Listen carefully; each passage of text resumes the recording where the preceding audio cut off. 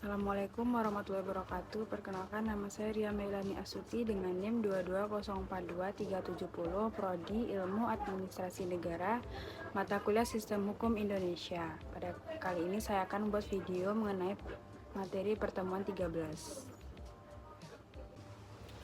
Pada pertemuan ke-13 ini kita membahas mengenai mengidentifikasi dan menganalisis sengketa hukum dan reformasi hukum di Indonesia ini. Poin-poin yang akan kita bahas pada kali ini, yang pertama sengketa hukum litigasi dan non-litigasi, yang kedua hukum acara dan macam-macamnya, yang ketiga sistem peradilan dan kekuasaan kehakiman, yang keempat pembuktian, yang kelima alat bukti, yang keenam studi kasus perbedaan barang. Untuk lebih lanjutnya bisa dilihat di sini ya. Baiklah, kita masuk pada poin pertama, yaitu sistem litigasi dan non-litigasi. Yang pertama, sistem litigasi adalah persiapan dan presentasi dan setiap kasus, termasuk juga memberikan informasi secara menyeluruh sebagaimana proses dan kerjasama untuk mengidentifikasi permasalahan dan menghindari masalah tak terduga. Jalur litigasi adalah penyelesaian masalah melalui jalur pengadilan seperti pelaksanaan gugatan.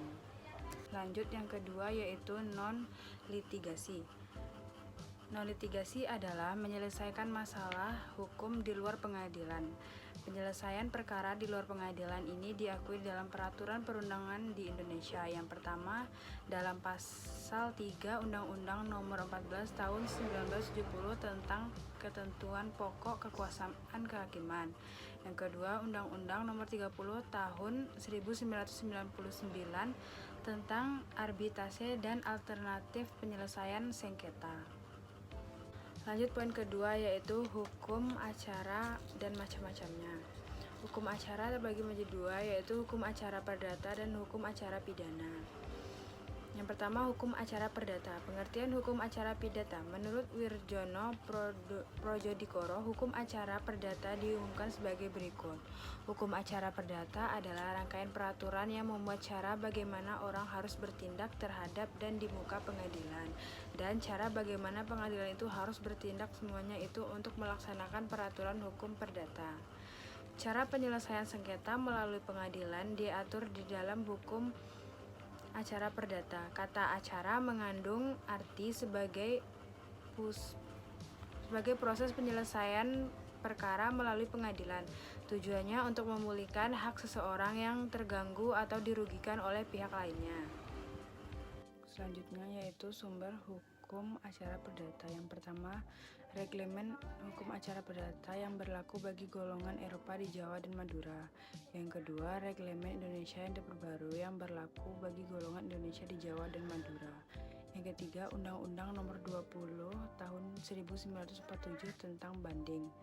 Yang keempat, Undang-Undang Nomor 4 Tahun 2004 tentang kekuasaan kehakiman. Selanjutnya yaitu Undang-Undang Nomor 5 Tahun 2004 tentang Mahkamah Agung. Selanjutnya yaitu azas-azas hukum acara perdata. Azas-azas yang terkandung dalam hukum acara perdata adalah sebagai berikut. Yang pertama, hakim bersifat pasif. Yang kedua, juri terbuka. Yang ketiga, persidangan bersifat terbuka. Yang keempat, putusan hakim harus memuat alasan-alasan. Yang kelima, beracara tidak dengan cuma-cuma. Poin selanjutnya yaitu alat bukti. Dalam pasal 1865 BW disebutkan bahwa barang siapa yang mengatakan mempunyai suatu hak atau menyebutkan untuk meneguhkan haknya atau untuk membantah adanya hak orang lain peristiwa, maka orang itu harus membuktikan adanya hak atau peristiwa itu. Selanjutnya, untuk membuktikan adanya suatu hak atau untuk membantah adanya hak orang lain, terdapat beberapa alat pembuktian sebagaimana disebutkan dalam pasal,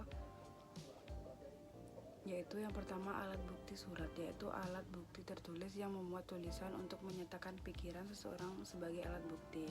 Yang kedua, pembuktian dengan saksi. Yang ketiga, bukti dengan perkiraan.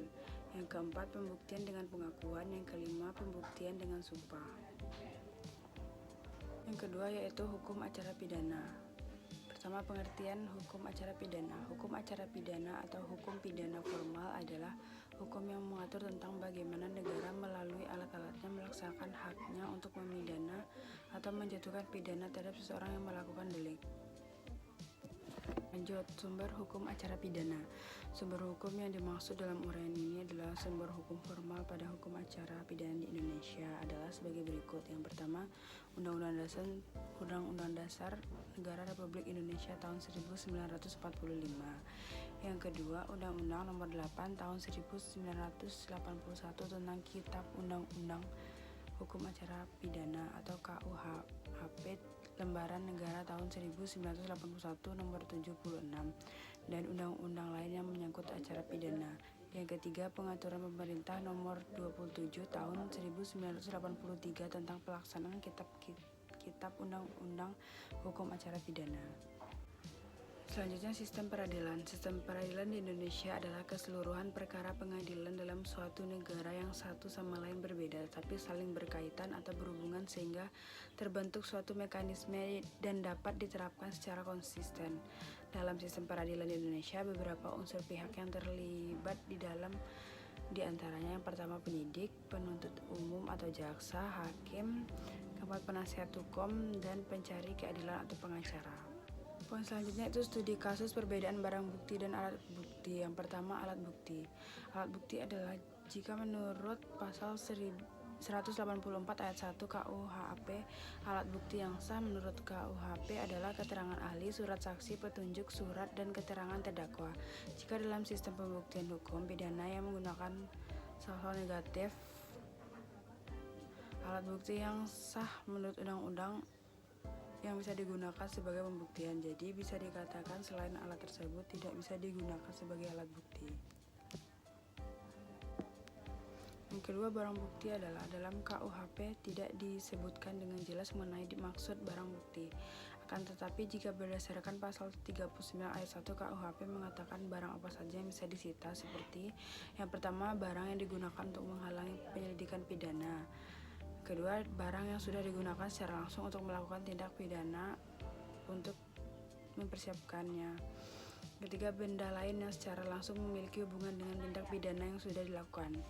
Yang selanjutnya, benda yang memang secara khusus digunakan untuk melakukan tindak pidana. Baiklah, sekianlah pemaparan materi dari saya. Lebih dan kurangnya saya mohon maaf. Wabillahi taufiq wal hidayah. Wassalamualaikum warahmatullahi wabarakatuh.